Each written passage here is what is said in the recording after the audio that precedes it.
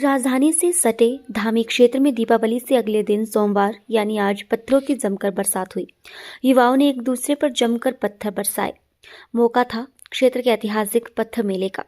दोपहर करीब 2:30 बजे राजदरबार में नरसिंह भगवान मंदिर तथा देव कुरगन की पूजा अर्चना कर राजदरबार से राजवंश के उत्तराधिकारी कंवर जगदीप सिंह की अगुवाई में मेला स्थल तक शोभा यात्रा निकाली गई। स्कूल के समीप बने काली माता मंदिर में पूजा अर्चना की गई। इसके बाद राजवंश धमेड़ की ओर से पत्थर फेंककर ऐतिहासिक पत्थर मेले धामी की शुरुआत की गई।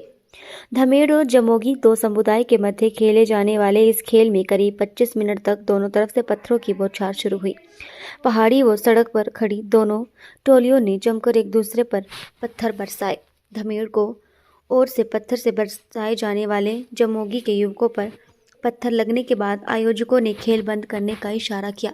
इसके बाद देखते ही देखते शोर मचा। ढोल नगाड़ों के साथ खेल चौरा में नाटी और दोनों टोलियों के नाचने गाने और झूमने का दौर शुरू हुआ। इसके बाद हुक्म से बह रहे रक्त से सती स्मारक पर तिलक किया गया और इसके बाद हुक्म सहित आयोजन कमेटी सदस्यों ने काली माता मंदिर में माथा टेका। कंवर जगदीप सिंह ने कहा कि सदियों से इस पर्व को मनाया जा रहा है। जब मानव बलि दी जाती थी, धामी क्षेत्र की खुशहाली के लिए इस पर्व को मनाया जाता था।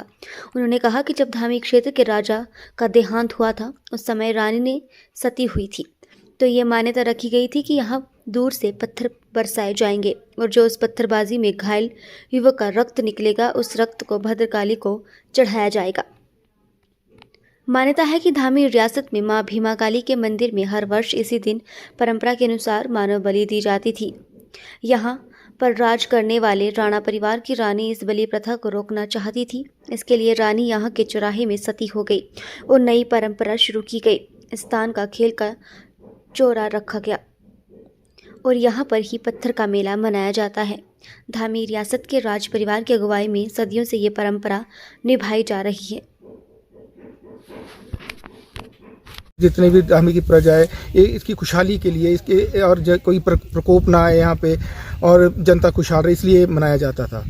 तो बाद में ऐसा हुआ कि जब एक राजा का देहांत हुआ यहाँ पे धामी क्षेत्र के, धामी रियासत के राजा का, तो रानी ने सती होने से पहले वहाँ पे ये मान्यता रखी कि भाई ये जो जितने भी हमारे खुंद थे, एक खुंद बनाए गए जो धामी क्षेत्र के लोग थे, जिसमें जुठौती थे, दगोई थे, राज परिवार के लोग थे और तुनड़ू थे, कटेड़ू थे, तो इनका एक खुद बनाया गया।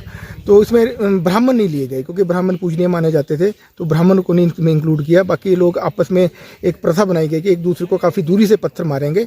और क्योंकि यहाँ पे मानव का ही रक्त लगता था, तो अभी भी अब जब ये बंद की मानव बलि, तो इस तरह से जब यहाँ पे चोट लगती है, किसी को लगता है हल्की फुल्की, तो वहाँ पे भद्रकाली को इसका रक्त लगाया जाता है। तो शुरुआत तो यहाँ से नरसिंह का जो मंदिर है हमारे धामी दरबार में, इसमें राजपुरोहित पहले पूजा करता है और आशीर्वाद लेता है नरसिंह का कि ये भगवान जी का जो हमारे विष्णु के अवतार हैं, तो उनके आशीर्वाद से फिर हम आगे एक प्रोसेशन जाता है यहाँ से।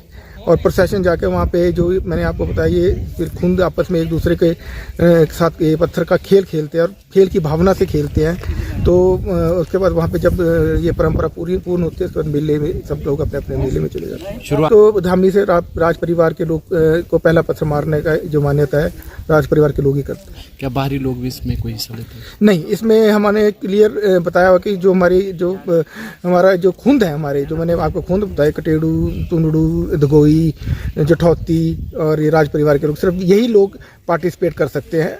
पर अब देश प्रदेश से और बाहर के देशों से भी लोग आने लगे हैं और इसमें शामिल होते हैं, पर किसी को यहाँ पे अलाउड नहीं है कि भी ये लोग हैं। सिर्फ यही खुंद है जिनका ये खेल माना जाता है और जिनकी परंपरा जो जुड़े हुए हैं। क्या इसमें? नहीं, इसमें सिर्फ मर्द ही भाग लेते हैं, महिलाएं इसमें सिर्फ दर्शक के तौर पर आती हैं।